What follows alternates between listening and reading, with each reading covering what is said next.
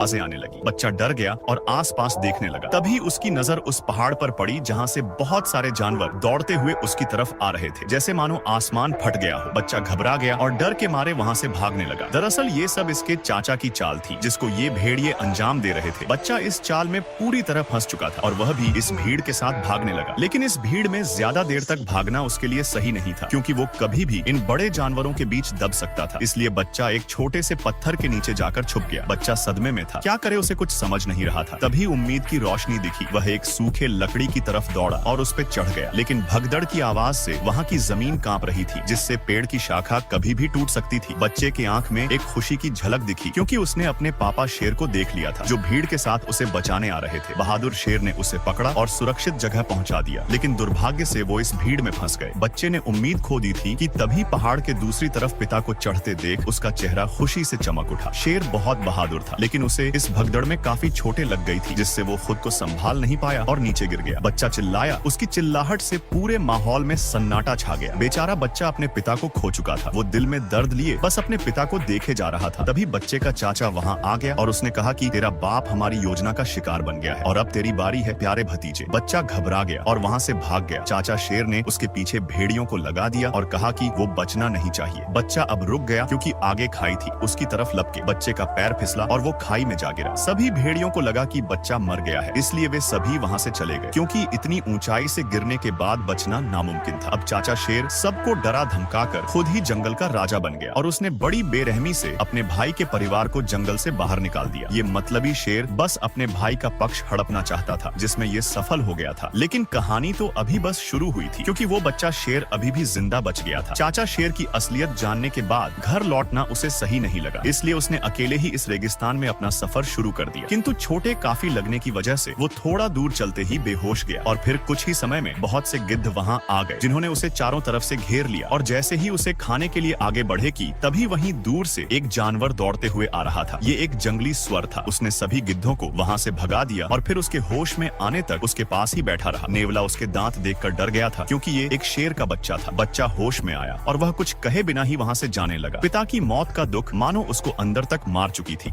अब वो बच्चा उदास होकर यहाँ से जा रहा था। तभी नेवला और सुअर उससे बात करने की कोशिश करते हैं और बातों ही बातों में वे अच्छे दोस्त बन जाते हैं। वो दोनों उसको हौसला देते कि जिंदगी में हर कोई अपनों को खोता है, ये नियति का नियम है, लेकिन इसका मतलब ये तो नहीं कि जीना ही छोड़ दिया जाए और तुम तो एक बहादुर शेर के बेटे हो। ये सुनकर बच्चा बहुत अच्छा महसूस करता है। अब ये दोनों इसे अपने जंगल लेकर जाते हैं। जंगल को देखकर बच्चा शेर को बहुत अच्छा लगता है, लेकिन यहाँ के जानवर बच्चा शेर को देखकर हैरान थे कि ये शेर का बच्चा इनके जंगल में कहाँ से आया, क्योंकि इनका मानना था कि शेर कभी भी इनके हितैषी नहीं हो सकते। लेकिन नेवला और सुअर ने किसी की बात नहीं मानी और कुछ समय बाद सब लोग साथ में मिलकर रहने लगे। ऐसे ही साथ में रहते रहते कुछ साल बीत गए। अब वो बच्चा बड़ा हो चुका था, जिसको सब सिम्बा के नाम से जानते थे, जो बिल्कुल अपने पिता की तरह ही दिखता था। इधर चाचा शेर ने जंगल में टहलका मचा रखा था। वह अपनी भूख मिटाने के लिए निर्दोष जानवरों की हत्या करता। समय के साथ इसका लालच और भी ज्यादा बढ़ गया था। इसके राज्य में किसी को भी खाना नसीब नहीं होता था, क्योंकि ये अपने सिवा किसी को शिकार नहीं करने देता था, जिससे सिम्बा के परिवार वाले हमेशा भूखे रह जाते थे। लेकिन फिर भी सिम्बा के परिवार वाले बहुत बेबस थे। वे कुछ नहीं कर सकते थे, क्योंकि उनके चारों तरफ चाचा शेर का दबदबा था। और सिम्बा की माँ भी बहुत बहादुर थी। वह बोलती है कि हम अपने गौरव भूमि को ऐसे नहीं छोड़ सकते और न ही हम ऐसे भूखे मर सकते हैं। हमें कुछ न तो कुछ करना चाहिए। सभी उसकी बातों में हामी भरने लगते हैं कि तभी दूसरी शेरनी कहती है, लेकिन उस शेर के खिलाफ जाएगा कौन? इसमें इतनी हिम्मत है। तभी वहाँ भेड़िया आ जाता है और सिम्बा की माँ को अपने साथ लेकर जाता है। सब डरे थे कि अब क्या होने वाला है। सिम्बा की माँ शेर के पास जाती है तो शेर ने कहा कि मुझे पता है तुम लोग क्या योजना बना रहे हो, लेकिन तुम्हारी कोई भी योजना काम नहीं करेगी। सिम्बा की माँ ने कहा, आखिर कब तक तुम ऐसे निर्दोष जानवर की हत्या करोगे? बंद करो ये सब। तभी शेर कहता है कि शिकार करना हमारा फितरत है, अगर हम शिकार नहीं करेंगे तो हम खाएंगे क्या? तो सिम्बा की माँ बोलती है, लेकिन तुम गलत तरीके से कर रहे हो, यह सब गलत है। तो गुस्से में आकर शेर आदेश देता है कि ये बचा कुचा शिकार भेड़िया खाएंगे और तुम्हारा परिवार आज भी भूखा मरेगा, और फिर वहाँ से चले जाता है। इधर सिम्बा पूरी तरह से जंगल में घुल मिल गया था। वह अपने परिवार को भूल ही चुका था, लेकिन रात के घने अंधेरे में वह तारों की तरफ देखते हुए अपने पिता को जरूर याद करता और उदास हो जाता, क्योंकि पिता के मौत का दोषी वो खुद को मानता था। उसी समय उसका एक बाल टूटकर पानी में गिर जाता है, जिसे घास समझकर एक चिड़िया उठाकर अपने घोंसले में ले आती है और दूसरी चिड़िया उससे फेंक देती है, क्योंकि वह जानती थी कि ये घास नहीं एक जानवर का बाल है। अब बाल उड़कर जमीन पर जा गिरता है। तभी उस बाल को उठाकर एक चींटी लेकर जाने लगती है। वहीं पास में बैठे बंदर की नजर उस बाल पर पड़ जाती है। वह उसे उठाकर पहचान जाता है कि ये बाल सिम्बा का है, जिससे वो अंदाजा लगा लेता है कि सिम्बा अभी भी जिंदा है। ये संदेश उसके लिए और पूरे जंगल के लिए एक खुशी का संदेश था। उसे एक उम्मीद मिल गई कि भगवान के घर में देर है पर अंधेर नहीं। यहाँ सिम्बा के दोस्त पर एक शेरनी हमला कर देती है। उस जंगल में शेरनी घुस चुकी थी। सिम्बा के दोस्त अपनी जान हथेली में लेकर भाग रहे थे, लेकिन शेरनी के रफ्तार के आगे वे दोनों कब तक टिक पाते। अब दोनों का जान बचाना मुश्किल था, लेकिन तभी वहाँ सिम्बा आ जाता है और हमला कर देता है। दोनों ही शेर जाबाज थे, फिर भी शेरनी उसके मुकाबले में आगे निकल गई। उसने सिम्बा को दबोच लिया, लेकिन सिम्बा उसे पहचान लेता है और उसे लाना कहकर पुकारता है। शेरनी समझ जाती कि ये कोई और नहीं बल्कि सिम्बा है, क्योंकि सिम्बा ही उसे इस नाम से पुकारता था। दरअसल दोस्तों, लाना सिम्बा के बचपन का प्यार था, जो उसे आज कितने सालों बाद मिला था। सालों की जुदाई से दोनों बहुत भावुक हो जाते हैं। अगर प्यार में सच्चाई हो तो वो कभी न कभी जरूर मिलता है, देर से ही पर मिलता है। लाना बहुत खुश थी कि सिम्बा अभी भी जिंदा है। तभी सिम्बा ने कहा, लाना ये मेरा जंगल है, यहाँ तुम्हें बहुत सुकून मिलेगा। तो लाना ने कहा, सिम्बा ये जंगल छोड़ो और अपने घर चलो। तुम्हारे चाचा शेर ने हम पर बहुत जुल्म किए हैं। उसने हमारे देवभूमि को नर्क बना दिया है। अब तुम्हें वापस चलना चाहिए। लेकिन सिम्बा जाने से मना कर देता है और लाना को यहाँ कुछ देर और रुकने को कहता है। लाना उसकी बात मान लेती है और फिर सिम्बा उसे पूरा जंगल घुमाने लगा। लाना को ये जंगल बहुत पसंद आया था। दोनों बहुत घूमते और बहुत सारी यादें बनाते। आखिरकार कितने सालों बाद सिम्बा अपने प्यार से मिला था। अब दोनों घूम ही रहे थे कि तभी लाना कहती है, अगर तुम जिंदा थे तो फिर घर क्यों नहीं आए? तुम्हें अपने लोगों की याद नहीं आती है क्या? तुम्हारे चाचा शेर ने हम सब पर बहुत जुल्म किए हैं, हमारी दुनिया ही उसने बर्बाद कर दी। तो सिम्बा कहता है, मुझे इससे कोई फर्क नहीं पड़ता, अब यही मेरी दुनिया है। सिम्बा पूरी तरह से बदल गया था। लाना ने कहा, सिम्बा तुम्हारे पिता बहुत बहादुर थे, लेकिन तुम उनके जैसे बिल्कुल भी नहीं हो। तुम तो बहुत मतलबी और डरपोक हो। लेकिन फिर भी सिम्बा जाने के लिए नहीं बोलता है, जिससे लाना गुस्से में वहाँ से चली जाती है। अब रात को सिम्बा उदास होकर जा ही रहा था कि उसे एक बंदर दिखता है। ये बंदर सिम्बा को जानता था, लेकिन सिम्बा इसे नहीं जानता था। बंदर उसके पास जाता है, लेकिन सिम्बा उसे पहचानने से इनकार कर देता। तो बंदर कहता है कि मैं तुम्हारे पिता को जानता हूँ और चाहो तो मैं तुम्हें उनके पास ले जा सकता हूँ। सिम्बा हैरान था, लेकिन खुश भी था कि शायद उसके पिता जिंदा है। अब दिल में उम्मीद लिए वह बंदर के पीछे दौड़ पड़ा। बंदर नदी के किनारे बैठ जाता है और सिम्बा को नदी में देखने को बोलता है। जब सिम्बा नदी में देखता तो उसे अपने में पिता की झलक दिखती है। बंदर कहता है कि तुम्हारे पिता तुम्हारे अंदर है, जिससे वह जोश में आ जाता है। तभी आसमान में बिजली चमकी और एक आवाज आई। ये आवाज उसके पिता शेर की थी, जो कह रहे थे कि बेटा तू जाबाज है, तुझे हमारी गौरव भूमि को बचाना है, क्योंकि हम एक जाबाज प्रजाति से हैं और शेर जंगल का राजा होता है। राजा, ये सुनकर सिम्बा जोश से भर गया और अब उसके अंदर सोया हुआ शेर जाग चुका था। वो पूरी तरह से तैयार था। अपने गौरव भूमि को बचाने के लिए उसने जोर से दहाड़ लगाई और इस लड़ाई का आगाज कर दिया। अब यह सिम्बा का नया रूप था, जिसे हराना नामुमकिन था। सिम्बा अपने गौरव भूमि की तरफ निकल पड़ा और कुछ दूर पर उसे लाना भी मिल गई। लाना उसका यह रूप देखकर बहुत खुश हुई। अब दोनों साथ में अपने गौरव भूमि पर पहुंच चुके थे। अपने भूमि की ये हालत देख वह बहुत दुखी हो गया। तभी लाना कहती है, सिम्बा अब आगे क्या करोगे? सिम्बा ने कहा, अपनी भूमि की रक्षा करूंगा, जिसकी जिम्मेदारी मेरे पिता ने दी है। उसी समय एक पक्षी उसके पास आया। ये सिम्बा के परिवार का हिस्सा था। उसने सिम्बा को प्रणाम किया। कुछ देर बाद सिम्बा के दोस्त भी आ गए। वे जानते थे कि यह लड़ाई आसान नहीं होगी, लेकिन फिर भी वे उसके साथ खड़े थे। सिम्बा ने उन्हें समझाया कि इस राह में मौत है, तुम लोग वापस चले जाओ। तभी सुअर कहता है, हम जब तक जिंदा है तब तक तुम्हारा साथ देंगे। इस युद्ध में सभी जानवर सिम्बा के साथ कंधे से कंधा मिलाकर खड़े थे। अब सिम्बा सभी को अपने साथ लेकर आगे बढ़ा, लेकिन सामने रास्ते में कुछ भेड़िए भोजन कर रहे थे। सिम्बा ने उन सभी का ध्यान भटकाने की जिम्मेदारी अपने दोस्तों को दिया। नेवला और सुअर उनके सामने आ गए और भेड़ियों का ध्यान अपनी ओर खींच लिया। भेड़िए उन्हें देखकर दहाड़ते हुए दौड़े और इस बीच सिम्बा लाना के साथ दूसरे रास्ते से आगे बढ़ गया। दूर पहाड़ी पर बैठा बूढ़ा बंदर ये सब देख रहा था। उसकी आंखों में वर्षों का अनुभव और अब एक नई चमक थी। उसने अपने हथियार को फिर से उठाया, जिसे उसने मुफासा की मौत के बाद त्याग दिया था। लेकिन अब सिम्बा के लिए वो भी लड़ने को तैयार था। इधर चाचा शेर सिम्बा की माँ को अपनी रानी बनने को बोल रहा था। अगर उसने ऐसा नहीं किया तो वो उनके पूरे परिवार को खत्म कर देगा। लेकिन सिम्बा की माँ मना कर देती है। तो चाचा शेर कहता है, मैं मुफासा से ज्यादा शक्तिशाली हूँ। इस पर सिम्बा की माँ कहती है, तुम मुफासा के सामने भीगी बिल्ली हो। चाचा शेर गुस्से में आकर शेरनी पर हमला कर दिया। चाचा शेर की नीयत बहुत खराब थी। जिसकी नीयत खराब हो वो दूसरों का कभी भला नहीं कर सकता है। तभी एक खौफनाक दहाड़ की आवाज सुनाई दी। ये दहाड़ सिम्बा की थी। सिम्बा को देखकर चाचा शेर डर गया। उसे लगा कि ये उसका भाई है, क्योंकि सिम्बा बिल्कुल अपने पिता के जैसे दिखता था। तभी सिम्बा ने कहा कि दूर हो जाओ मेरी माँ से। शेरनी की आंखों से आंसू बह निकले। सालों बाद वो अपने बेटे को देख रही थी। वो उसे गले से लगा लिया और कहा, बेटा इतने दिनों से कहाँ थे? तो सिम्बा कहता है, माँ अब मैं सब कुछ ठीक कर दूंगा। उसकी वापसी से जैसे पूरे परिवार को फिर से जीने की वजह मिल गई थी। अब उनकी जिंदगी में रोशनी आने वाली थी। सिम्बा को जिंदा देखकर चाचा शेर को बहुत गुस्सा आया और उसने कहा, भतीजे तुम्हें जिंदा देखकर बहुत खुशी हुई। सिम्बा ने कहा, काश चाचा तुमने थोड़ा अच्छा काम कर लिया होता तो शायद मैं तुम्हें आज छोड़ देता। तो चाचा शेर ने कहा, तमीज से बात करो, तुम इस जंगल के राजा के सामने खड़े हो। उसी समय लाना ने पूरे जंगल के सामने ऐलान किया, अब से हमारा राजा सिम्बा है और हम उसके लिए लड़ेंगे। सिम्बा के परिवार ने भी दहाड़ लगाकर युद्ध का आगाज किया। सिम्बा ने चेतावनी दी, अपनी हार स्वीकार कर लो चाचा, अब तुम्हारे पास कोई और रास्ता नहीं है। लेकिन चाचा शेर भी चालाक था। उसने कहा, अरे बच्चे मैं नहीं चाहता चाहता कि मैं तुम्हारा काल बनूं और तुम सबको पता है कि सिम्बा ने क्या किया है। प्यारे भतीजे, तुमने इनको बताया नहीं कि तुम अपने पिता के हत्यारे हो। अपना गुनाह कबूल कर लो और सबको बताओ कि तुम्हारे वजह से हमारे महान राजा मारे गए थे। अब सिम्बा का पूरा परिवार बेचैनी से सिम्बा को देखने लगा। तभी सिम्बा सिर झुकाते कहता, हाँ पिताजी, मेरे वजह से मारे गए थे। मौके का फायदा उठाते हुए चाचा शेर ने कहा, देखो ये है तुम्हारा मसीहा जो अपने ही बाप का हत्यारा है। आज इसी की वजह से महाराज हमारे बीच में नहीं है और ये क्या राजा बनेगा जिसने अपने ही पिता को निगल लिया। चाचा शेर ने अपनी चालाकियों से सिम्बा की आवाज को दबा दिया और उसके पूरे परिवार को उसके ही खिलाफ कर दिया। वो कहते हैं ना, सांप भी मर जाए और लाठी भी ना टूटे, ये वाली हालत उसने सिम्बा का कर दिया था। अब चाचा शेर उसे डराने लगा और कहा, मेरे कदमों में गिर भतीजे। तभी घबराहट में सिम्बा का पैर फिसला और अब वो चट्टान पर लटका हुआ था। उसी समय अचानक से एक आग उगलती हुई बिजली गिरी। अब वो समय आ गया था जब एक पापी का अंत होने वाला था। चाचा शेर ने कहा, यही खौफ मैंने तुम्हारे पिता की आंखों में देखा था जब तुम्हारे पिता इसी तरह अपनी जान की भीख मांग रहे थे। फिर चाचा शेर ने उछलकर सिम्बा के पैर को दबा लिया और धीरे से कहा, प्यारे भतीजे, तेरे पिता को मैंने ही मारा था, बिल्कुल इसी तरह से, और आज तेरी बारी है। इतना सुनते ही सिम्बा को वो दर्द भरे पल याद आने लगे। सिम्बा की आंखों में आग जल उठी। उसने पूरी ताकत से चाचा शेर के बाल पकड़े और चट्टान पर वापस चढ़ाया और चिल्लाकर कहने लगा, कैसे भाई हो तुम जो अपने ही भाई को खा गया। तभी चाचा शेर ने कहा, ये अपना जुर्म छुपाने के लिए मुझे फंसा रहा है, इसकी बात मत सुनो। शेरनी ने कहा, जब तुमने महाराज को मारा नहीं तो तुमने उनकी आंखों में कैसे देखा। ये सुनते ही चाचा शेर का चेहरा फीका पड़ गया। अब उसका अंत करीब था। फिर भी उसने हार मानने के बजाय भेड़ियों को आदेश दिया, मार डालो इन सबको। वो सारे खतरनाक भेड़िए सिम्बा के ऊपर टूट पड़े। एक भयंकर युद्ध छिड़ गया। सिम्बा अकेले ही उन भेड़ियों का सामना करने लगा। इधर लाना ने भी परिवार को लड़ने का आदेश दिया। सिम्बा का पूरा परिवार एकाएक कर भेड़ियों पर टूट पड़ा। ये था एक भीषण युद्ध जो सदियों से रुका हुआ था। तभी इतने सारे भेड़ियों के बीच एक अकेला सिम्बा कमजोर पड़ने लगा। अपना पल्ला भारी देख सारे भेड़िए उसे मिलकर नोचने लगे।